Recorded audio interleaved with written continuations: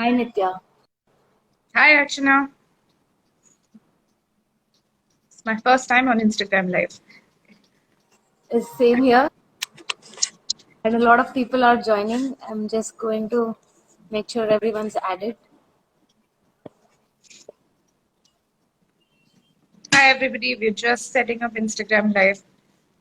You'll see more of our team members joining in very soon. So please hold on for 2 minutes.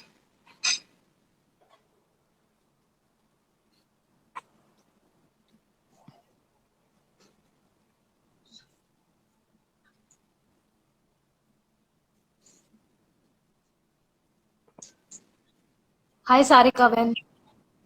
Hey.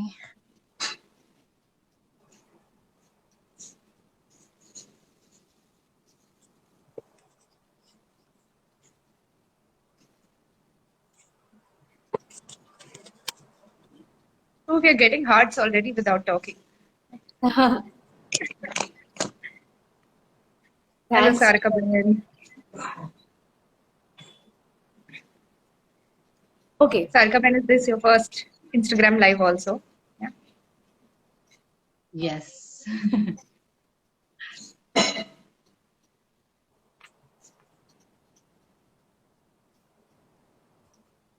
Okay. Um,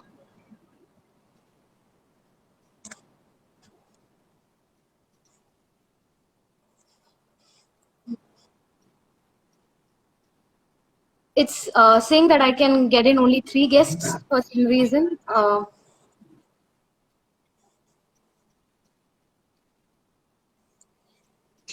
Saba, if you are seeing us live over here, can you come in, send in a request to join the room? We would want to have you on the video.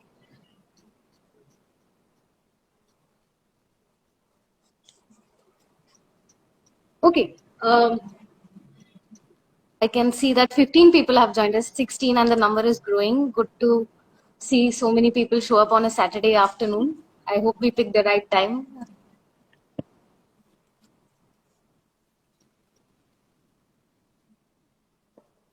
Maybe we can start talking, Archana, and then Sabha can join in. Yes. Okay. So, a very warm Saturday afternoon. Welcome to everyone over here at the audience who has joined us.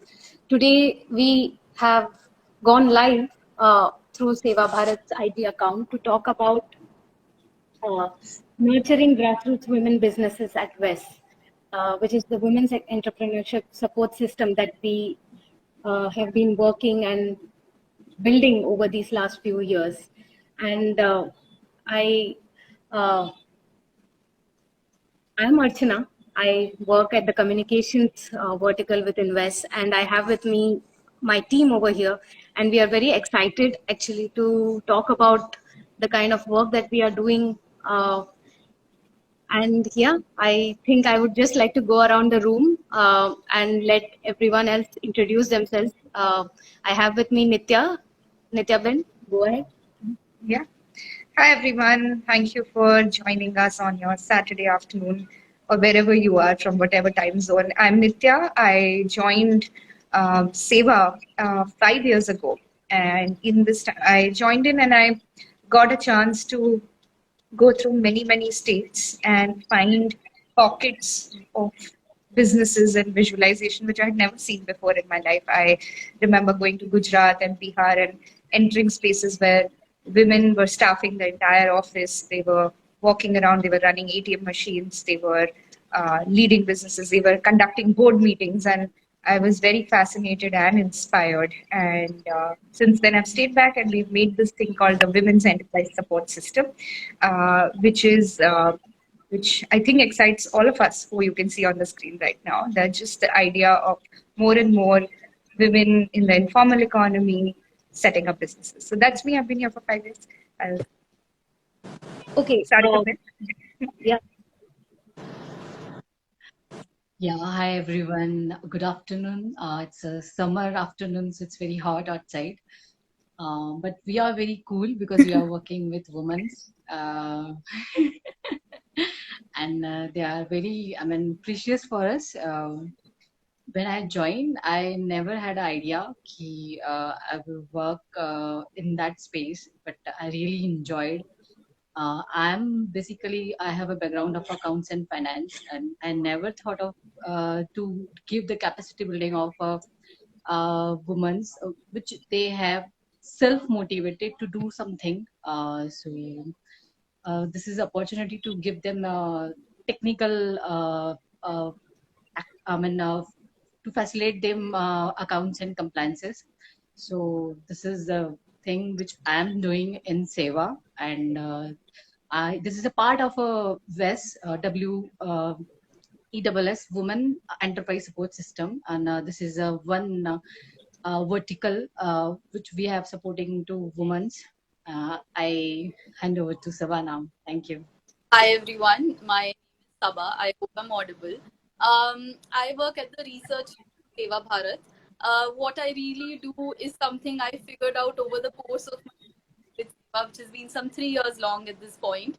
And I help build the research around social entrepreneurship. I help collect evidence and do a lot of the capacity building for the community-based researchers that you will hear of in just but yeah, I'm at the research team and we're a very fun, dynamic team. As much as research sounds boring, it's not. Okay, so to all the new viewers who have just joined in, I would like to give in a context again and welcome everyone here. So we are the team WESS has gone live today. We are working. We are India's first hub that is investing, accelerating, and nurturing grassroots women in business. And we are here today to talk about our experiences of what entrepreneurship and women-owned businesses and what it means to be working at that junction. And it's a very big team, but IG Live unfortunately allows us just 4 people to go around. So I hope to bring in more of my team members in and just talk about it. But it's been a long journey. Wes has been, I think I would like to throw this question to Nitya Ben, that she's been leading Wes since its very conceptualization to, it's been a 3-year long, 4-year long journey. So I would like her to share this, throw some light on how does grassroots women-owned entrepreneurship or business look different from the mainstream ones that we see everywhere or we hear about everywhere. Throw the toughest question in the beginning, but also something that I hope in new Instagram lives we'll be able to show you, because I want all of you who are there listening to us to think about what is the last women-owned business that you know, and which business have you encountered where a woman who you typically think of as a worker, the domestic worker who comes in your life, she cooks and cleans, the agricultural worker who you think of in the farm, she's running a farm, she's cultivating crops, or you think of the street vendor in the market. We think of them as a part of these tiny, tiny, small ventures of their own. But just the imagination of them sitting in a boardroom, poring over financials, looking at the profit and loss statement, thinking about how is it that our business can ensure more employment for women like us. I hadn't encountered it till I joined SEWA, but I think the biggest difference for me from the mainstream businesses are these are women who have always historically been workers, not recognized even for the work they do, and now suddenly they are a part of the formal economy, they're a part of registered businesses, they're paying GST, they're earning profits, they're paying taxes, they have capital to buy machinery, they are tilling their lands, not just they're not cultivating only by sowing by hands, but they have machinery that is assisting them, and they have this entire setup to help them grow their own aspirations and dreams. This, I think, just the imagination of them as entrepreneurs, that's what it's different. Yeah. Okay, no, so that's very important because I think we very rarely encounter or hear stories about collective entrepreneurship in our mainstream social media or something, and it's quite an interesting space, I would say, because when women collectivize and they are able to access markets, is what we have observed. Their identity has grown, is what we have observed. They are able to pool in resources, and suddenly we see that our women workers, more women in our from our informal economy, are becoming decision makers, and this is the transition, or this is the change that we are very actively working towards, and this is the skew that we want to change. The fact that you have less than 3% of women as business owners in our country. So I would like to bring in Sabha here, because she is from the research vertical, and you have been doing very interesting work with the grassroots researchers and developing an cadre of uh, data collectors who are people from the grassroots. So can you share about that journey and how that has been nurturing entrepreneurship at the ground? All right. I work with a cadre of women who we've trained to be researchers. The traditional imagination of a research is somebody with a PhD or with a very high set of skills. We wanted to decentralize the notion and change it, that a person who does not have a fancy degree can also have the skills of a researcher. What we do right now is work with women across 5 states, and we help them collect data, collect evidence, go collect stories of the women on the ground. It's one of the most interesting aspects of the work that I do.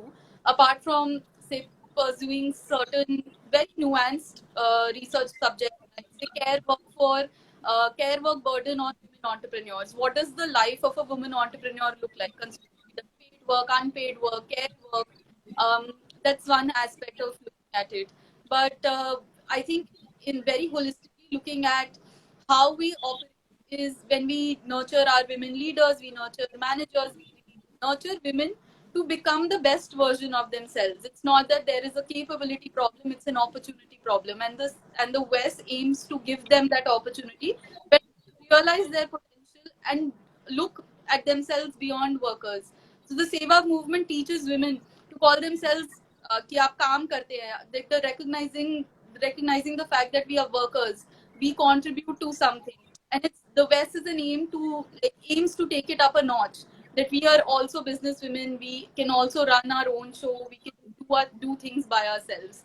So that's a really interesting aspect that I've come to work with in SEWA. Yeah, I hope it sees more success and we see more women enter these spaces. Thanks to you, Sabha. Now, to the viewers who are here, I would like you to all stay tuned in, because we have very interesting announcements while we are going to be talking about our work and the experience of being at WESS. Towards the end of the session, we want to uh, launch our very first fellowship program, and we want to announce and speak about some interesting hiring opportunities. So stay put, everyone, to hear about that. Sarika Ben, over to you. My question is, while you have been with WES and you have been very closely mentoring and supporting finances and compliances that enterprises need, um, what's the biggest challenges that you face? What are the three biggest challenges, and what excites you about this? Yes, there are so many challenges, but I'm here putting only three. First, because accounts and compliance is like a technical vertical, so to give them that view, women's key, this is a technicality we have to solve in this process only, because as per government, as per law, we have to follow. So to follow them, ki this is the way we have to follow, and we have to give them that concept. I'm giving the example. If they are a member, they are a board members, and if we are giving them, it is the board members' responsibility to take care every month ki what is going on in your enterprise. You have to be very cautious about your bank account, about your other financial details. So how you will read that your expenses, how you will read your income, because they know some point of how to earn, but how to manage at the end in the enterprises. So that perspective we have to give them. So the management skills we are developing in the terms of a finance accounting. So because we have to sit with them and to give how to read the financial statement first. What will be the effect of a one transaction in our books. So these are some challenges which we have, but this is not a challenge, I can say, because they are accepting very easily. I mean, they are very learning. Actually, they learn very quickly. So uh, they are into in that process to develop their this technical term. So these are the challenges which we are facing, and it's all over India. I mean, from because we are working with many states, so it's in Uttarakhand also, Bihar also. So different because from out of 10 women, we got 2-3 women are very enthusiastic to work in the that space. So this is really good for me and to train them. So this is the how I am doing Um, actually. if I can add on to some things I have seen Sarika Ben encounter while at work, is that Hmm. the women are always willing to learn, but are they getting the Yes. opportunity? And what Sabha mentioned, Hmm. right? So we are right now working in tier 2, tier 3, tier 5 cities, cities, towns, villages, and everywhere we go, we just realize that women are not available as accountants. So Sarika Ben and I talk a lot of times that how there are so many girls in colleges, but why are there nobody when we put out a position for a woman to apply as an accountant? Why is nobody applying over there? So where are the women going after they get educated? And how is it that we get their skills, nurture their skills to a level that they can join us as a? And it was just a absence, absolute absence from women from education to the workforce, which is a challenge for Workforce. us. Okay. That's true. I love how non-linearly this conversation is flowing, and I hope like the audience is getting a good glimpse of all the things that we are talking. But since we are talking about the younger generation and bringing them in, um, I I think Nitya, you can throw some light on who is the Team West and how we are expanding at this point of time, and we are wanting more of people who are interested in of the educated youth and the professionals to come in, and what does that mean for us. And I would also like to thank Sarika Ben and Sabha. I think we can drop now, and I would like to bring in the others from the team so that we can hear from their experiences. And yeah, everyone can say Yeah. hello. Thank you. Bye. Right. So, Archana, just to talk about how we built West. So, wherever um, the idea is that we want women at the grassroots who are agricultural workers, when they come in as board members, when they come in as managers, we want a little bit of time, we realized that this whole idea of apprenticeship, maybe as old as the Industrial Revolution itself, is very interesting. When women who have traditionally been workers, slowly both skills and mindset is something that can be nurtured if they get to apprentice along with people who come with professional skill sets. What was also interesting is that people are willing to take a crossover of careers from these skill sets. Either both within the development sector, we have seen people are increasingly talking about social entrepreneurship. But if I take for myself, before coming over here, I was in the finance space. I worked with PricewaterhouseCoopers and I worked with Paytm as a part of their bank promotion team. But everywhere, I realized that I wanted to have these skill sets to understand the rigor, the efficiency that the corporate and the startup sector, the agility that they got, the imagination of it. But I wanted to be working with a target segment which was very different from the focus of these businesses. I remember in demonetization working with Paytm and realizing that we were so far away from the financial inclusion of people who are at the grassroots, people who are in villages where they're still in a cash based economy. So I joined a fellowship and I came over here. And I think maybe because I made an industry crossover, I realized that there are so many more people probably who are interested in something similar. And that's when um, I started discovering more people. I approached hiring from that perspective 3 years ago, and I think you and Rishika here are very excellent examples of it. I'll let you both talk about your own transitions, but the idea was people with professional skill sets, either in the development management space itself, because there are excellent institutions for that in the country. Also, there are lots of livelihoods programs that have come up who want to come in here, or people who may have worked in visual communications, accountancy, in business planning, in strategy, in organizational development, coming over here, but helping grassroots women's businesses from that perspective. That's the interesting part. And to get a mix of, with the new technology that is coming in, we're really encouraging a lot of young people who are closer to technology in their own lifestyle, in the way they have grown in, and to the average age of the boards that we work with is slightly higher. So we realized that these women at a younger age also had an aspiration to go and live in the grassroots for some time, to understand, to work along with them side by side. And their stage of life allowed for that, and their fresh ideas and agility has really changed the space around it. So that's it. I think we are really looking for, just for the audience who is over here, we encourage people to make an industry shift and come here, because I think something we are blessed with is that SEWA is a 50-year-old movement. So understanding work, but also to come up with an openness that we want to learn how to work at the grassroots, spend a year doing that, and then contribute your skills. Yeah. Yeah. So the idea of this whole going live was also to let you all see who are these people.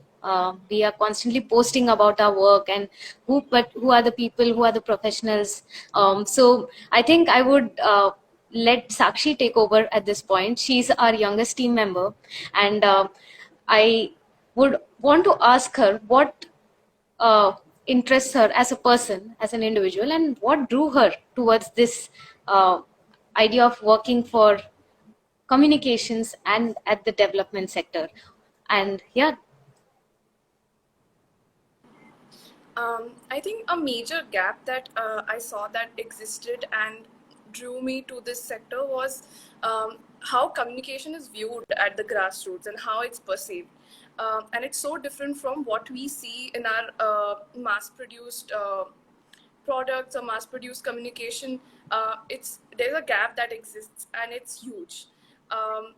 What drew me to this kind of a work was I was able to interact with women at the grassroots and able to understand what interested them in designs, what interested them, what attracted them in communications, and to be able to fill that gap, to be able to take communications to them, take design to them, was something that really interested me, to be able to make something that interested them and wasn't basically something that was mass produced or so yeah, that closing that gap, designing something from scratch, making it very contextual to their own surroundings. That was something. Can you share like one example from your work, recent work, just to give the audience an idea? So yeah. Yeah. So I work. One of the enterprises that I work with is Karn Bhumi, which is an agri business. It's a women's farmers collective, and they have a range of services that they offer to the farmers' doorsteps, and they have input marketing as one of their verticals, where they sell seeds, sell khad, sell pashu ahar, which is cattle feed and manure. So all of these are products that they make available in their own company, and they go to the farmer's doorstep to sell these products.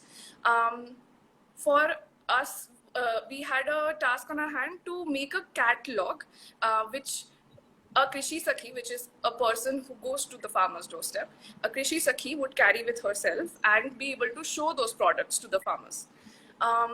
We had to design those that catalog to cater to their needs. So since a lot of them could not read, we kept the text small.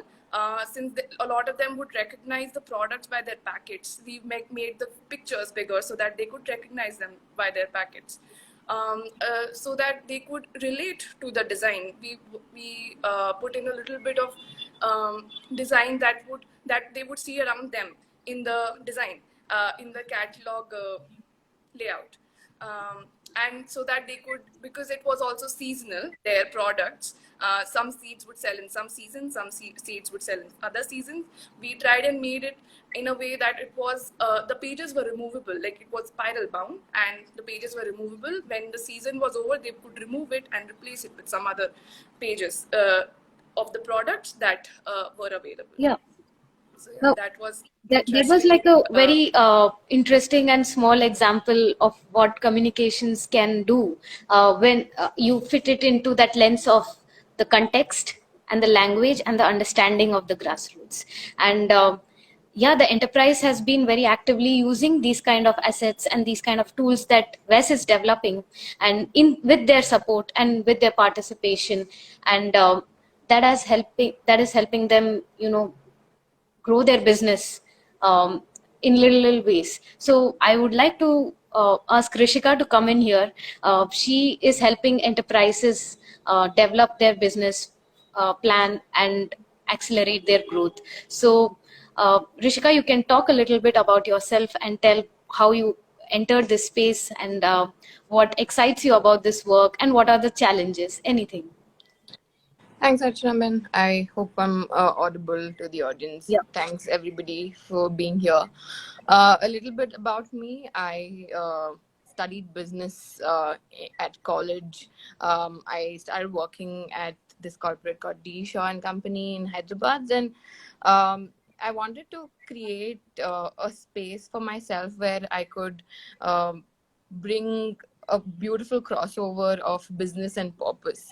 And that is something that WESS offered me. That's when the pivot happened. So I think social enterprises is a buzzword that's only come in to the mainstream recently. It's caught people's eyes. But if you look at the SEWA movement within the 50 years that it's been around, women have always run their own enterprises, either individually or collectively. It's just that visibility has not existed in the ecosystem. If you look around, you'll always have women selling vegetables, women helping you at your house, women providing care to different people who.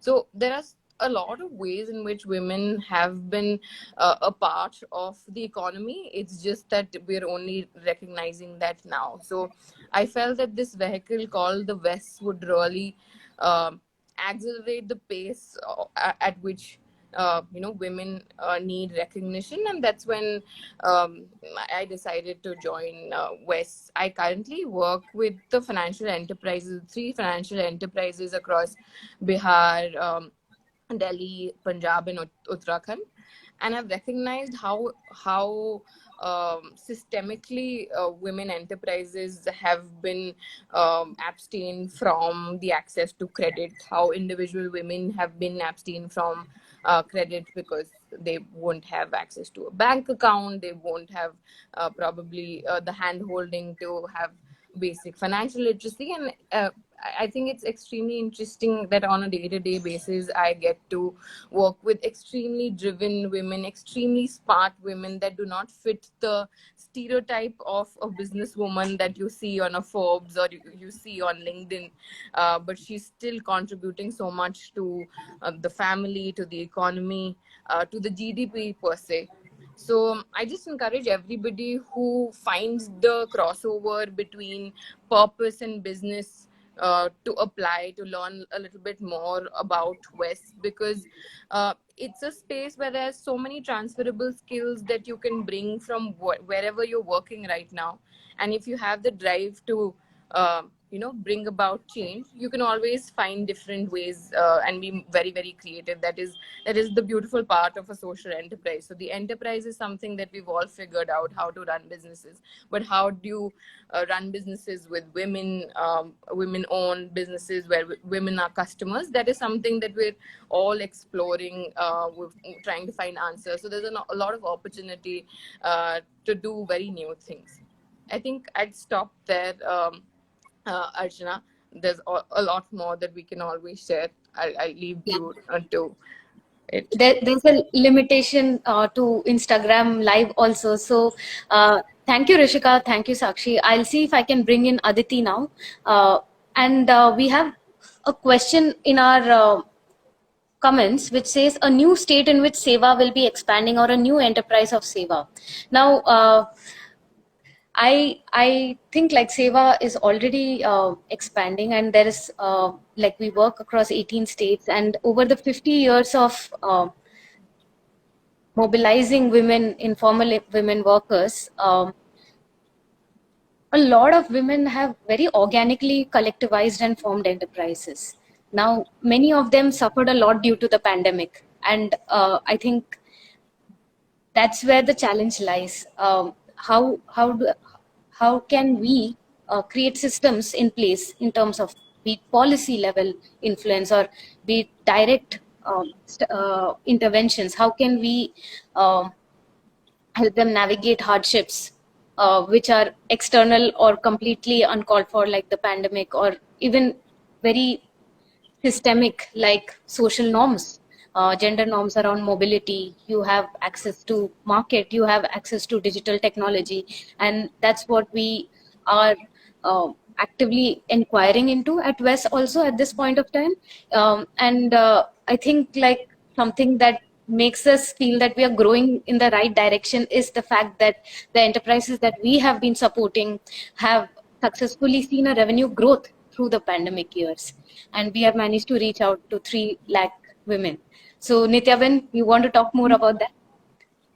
I think you dodged the question that they asked us. Are we expanding in new states? Are we expanding in new businesses?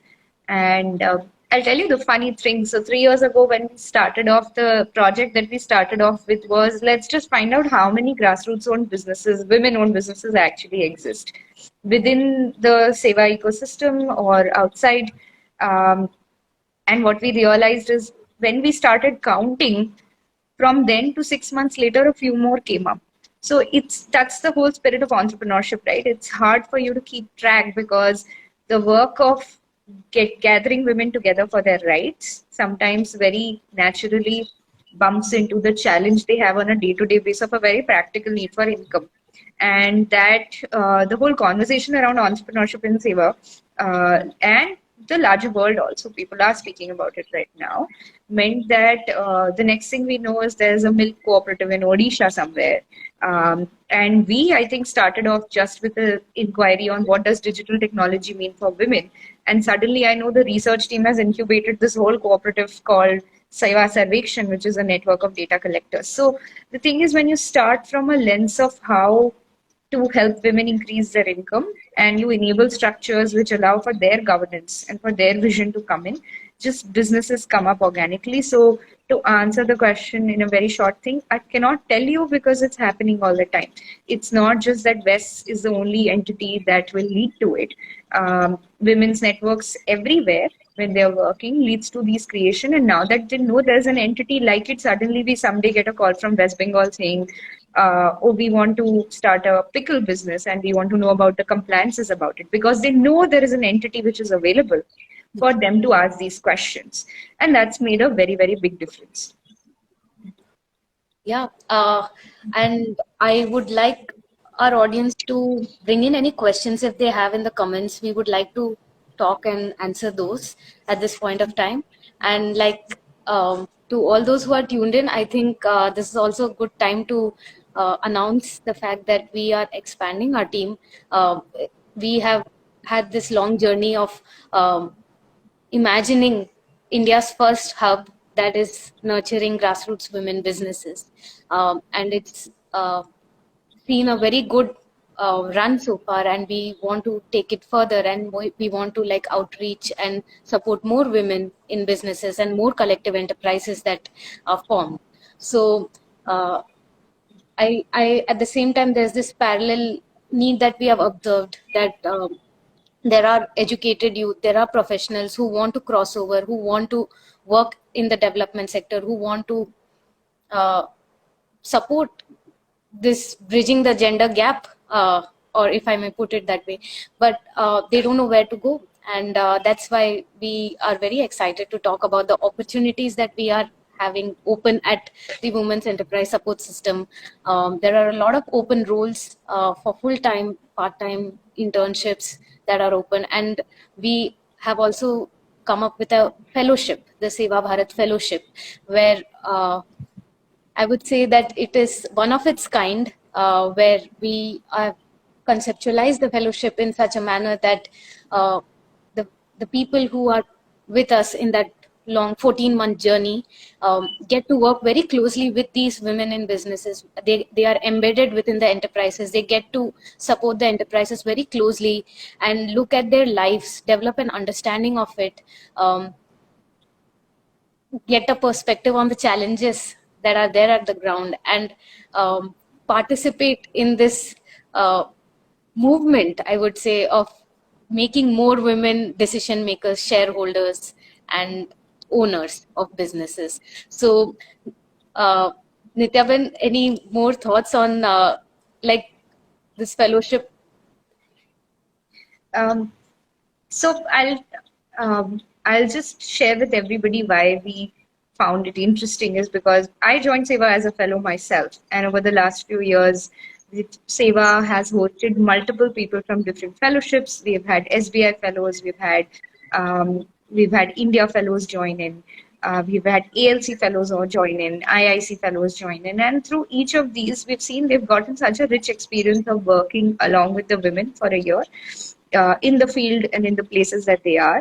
And that really, most of the people who are joining in, we notice, are from a different economic class than the women that we are speaking of, which means till the time that you don't experience life through their own eyes, you will never understand the challenges that they face. And for me, it was very, very revealing when I lived in Munger alone for a year. It's a tier 3 city in Bihar, and I lived in the district. And I realized that there were constraints in my life which don't exist in the life that I live here in Delhi or where I grew up in Surat. I could not step out of the house alone after dark. Working.